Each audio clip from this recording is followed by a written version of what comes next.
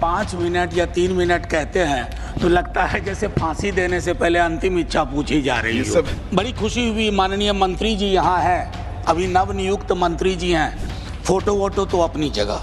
इनकी एक चीज मुझे अच्छी लगती है, अच्छा सा नाम रखो, उस नाम के पीछे काम ना हो तो धीरे धीरे बोलना कम कर दो उसके बारे में। कि छत टपक रही है, बाल्टी लगी हुई है, पूरा हिंदुस्तानी फिल्मों का सीन है। मैं इसलिए उसके लिए शिकायत ही नहीं करूंगा, बस शिकायत नहीं करूंगा।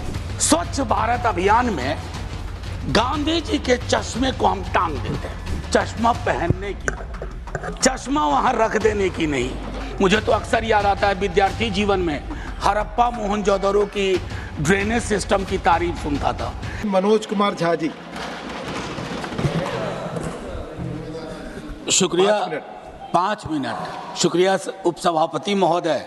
जब आप 5 मिनट या 3 मिनट कहते हैं तो लगता है जैसे फांसी देने से पहले अंतिम इच्छा पूछी जा रही है। ये समय आप ही लोग तय करते हैं, मैं जानता हूं करता। सर, आपका दोष थोड़े ही है, लेकिन दुखड़ा भी कहाँ रो। आप बोले। अब मैं बड़ी खुशी हुई, माननीय मंत्री जी यहाँ है, अभी नवनियुक्त मंत्री जी हैं, बड़ा अनुभव है हरियाणा का और अच्छा विभाग भी मिला है, चुनौतियां भी बहुत हैं, फोटो वोटो तो अपनी जगह। सर, मैं स्मार्ट सिटी से अपनी बात शुरू करूंगा। अब ये स्मार्ट सिटी सरकार भी बहुत बोल नहीं रही है सर। इनकी एक चीज मुझे अच्छी लगती है, अच्छा सा नाम रखो, उस नाम के पीछे काम ना हो तो धीरे धीरे बोलना कम कर दो उसके बारे में। अब अभी हाल में राष्ट्रपति भवन में गणतंत्र मंडप बना।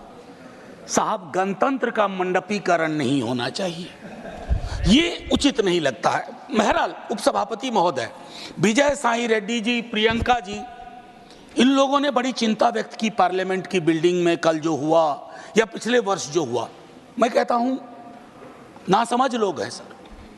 ये तो विशुद्ध भारतीयता का एहसास कराता है कि जब बाल्टी से पानी सर टपक रहा हो। चेक कर लीजिएगा, नासमझ शब्द।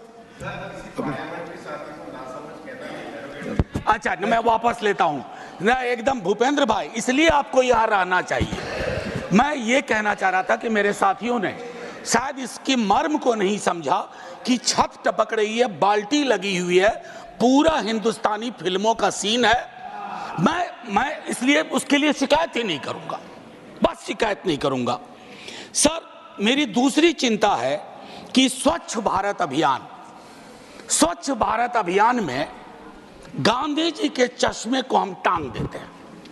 वैसे स्वच्छता की ओर गांधी जी का चश्मा, जरूरत थी चश्मा पहनने की, चश्मा वहां रख देने की नहीं। गांधी का चश्मा नहीं पहन सकते क्योंकि दो परस्पर विरोधाभासी चीजें, गांधी और दूसरा मैं नाम नहीं लूंगा, एक साथ नहीं चल सकती, क्योंकि मुझको नाम लेना भी बुरा लग रहा है। सर, तीसरी मैं मंत्री जी को कहूंगा, स्ट्रीट वेंडर्स शहरों की रीढ़ होते हैं, उनके साथ न्याय कीजिए।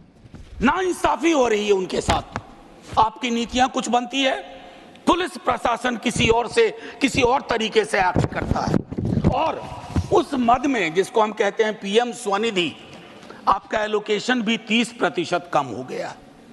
तो मैं आपसे आग्रह करूंगा उसको देखिए। आईईसी, स्वच्छता में आईईसी में एलोकेशन कम हो गया है, अमृत में आधा काम भी नहीं हुआ है, प्रोपेगेंडा अपनी जगह। और मैं एक चीज कहूंगा माननीय मंत्री जी को आपके माध्यम से, सर, शहरीकरण की जरूरतों को गांव को समझे बगैर नहीं किया जा सकता। जब तक ग्रामीण पलायन, ग्रामीण अर्थव्यवस्था, उस पर आपकी नजर नहीं होगी, आपकी पकड़ नहीं होगी, तब तक शहरों में लोग आएंगे, आप एकोमोडेट करने में फेल करेंगे। आपके बदले कल को हम हों तब भी वो दिक्कतें होंगी। मैं एक चीज और भी उसमें कहूंगा, संपत्ति का असंतुलन भी शहरों में बहुत दिखता है सर।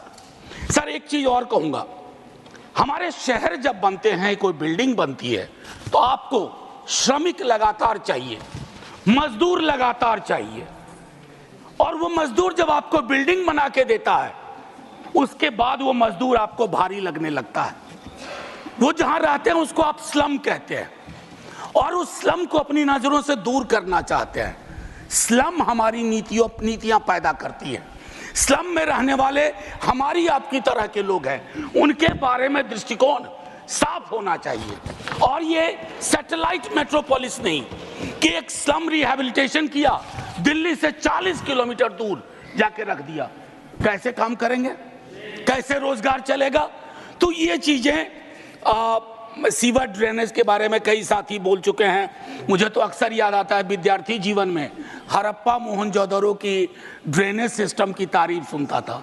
सर अगर टाइम मशीन हो तो वापस चला जाए, वो ज्यादा बेहतर था।